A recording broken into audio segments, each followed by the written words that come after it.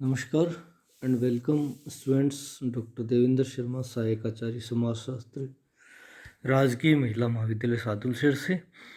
और आज हम इस वीडियो के अंदर पढ़ने जा रहे हैं देवनी दर्शन विधि के दोष। पिछले वीडियो में हमने देवनी दर्शन विधि के गुणों के बारे में बात की थी कि देवनी दर्शन विधि किस प्रकार से महत्वपूर्ण है इकाइयाँ चुनने में।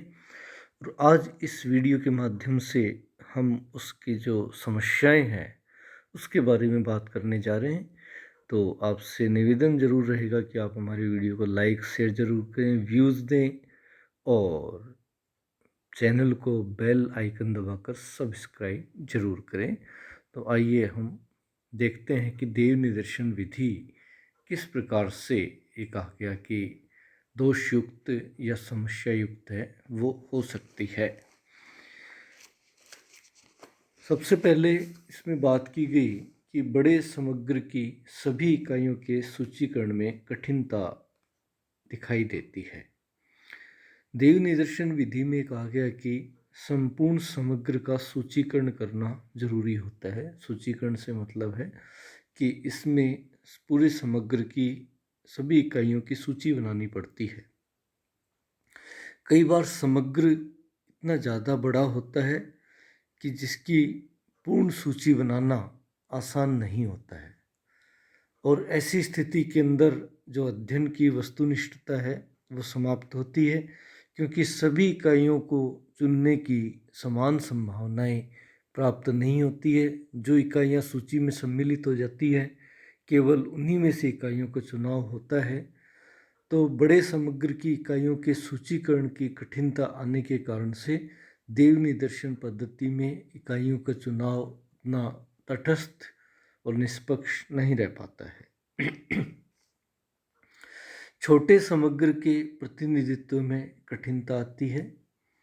इकाइयों के चुनाव के अंतर्गत ये कहा गया कि जब समग्र बहुत छोटा होता है या उसकी कुछ इकाइयाँ अत्यधिक महत्वपूर्ण होती है, तो इस स्थिति में देव निदर्शन के द्वारा चुनी गई इकाइयाँ समग्र का उचित प्रतिनिधित्व नहीं कर पाती हैं, क्योंकि संयोग के आधार पर कई बार वे इकाइयाँ चुनी नहीं जाती हैं, अध्ययन में शामिल नहीं हो पाती हैं, जिनका अध्ययन करना अत्यंत महत्वपूर्ण होता है, जिन्हें अध्ययन में शामिल करना अत्यंत ज़रूरी होता है।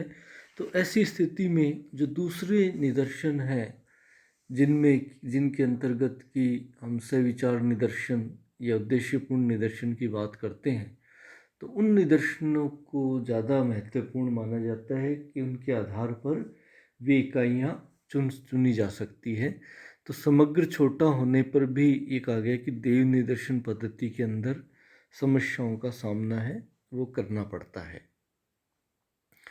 इसके अलावा ये कहा गया कि विविधतापूर्ण इकाइयों के अध्ययन में ये विधि अनुपयुक्त मानी जाती है कि जब समग्र की इकाइयों में अधिक विविधताएं होने पर समान इकाइयों को एक वर्ग में रखकर उनमें से इकाइयाँ चुनना आसान नहीं होता है, उपयुक्त नहीं है।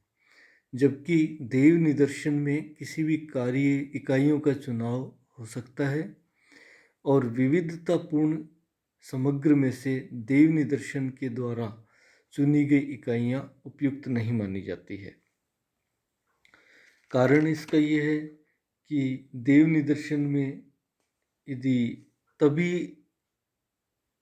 श्रेष्ठ है या तभी उपयुक्त है देव निदर्शन जब समान प्रकार की इकाइयाँ हैं वो निदर्शन में शामिल हो, जो कि समग्र का उचित प्रतिनिधित्व है वो कर सके।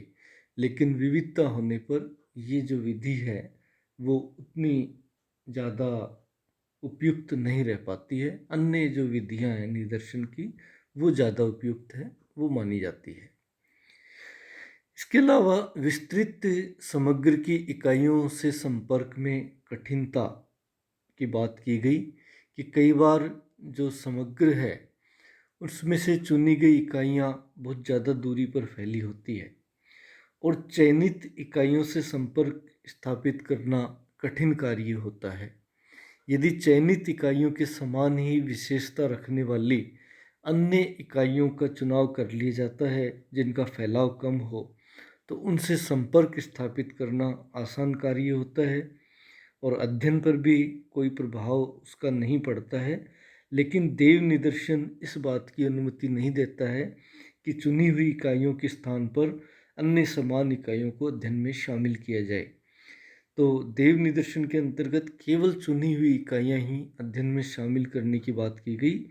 इसलिए जो बड़े समग्र या विस्तृत समग्र में इकाइयों के फैलाव के कारण से उन इकाइयों के से संपर्क स्थापित करना या उनका अध्ययन करना अत्यंत कठिन कार्य देखा जा सकता है। ये कहा गया कि विकल्पों की संभावना देव निदर्शन के अंदर नहीं होती है।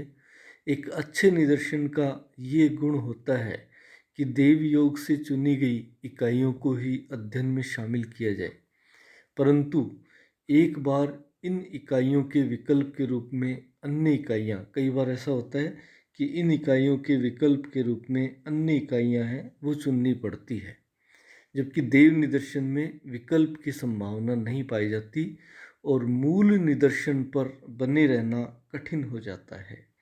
तो कई बार उन इकाइयों से संपर्क स्थापित नहीं हो पाता, ये इकाइयाँ अध्ययन के लिए शामिल नहीं हो पाती हैं, तो उन इकाइयों को छोड़ने की मजबूरी के कारण से मूल देव निदर्शन पर बने रहना संभव नहीं है। ऐसी स्थिति के अंदर ये कहा गया कि विकल्पों की संभावना नहीं होने के कारण देव निदर्शन है वो उपयुक्त नहीं माना गया है। तो इस प्रकार से देव निदर्शन की कुछ समस्याएं हैं वो भी हम इसके अंतर्गत देख सकते हैं। धन्यवाद।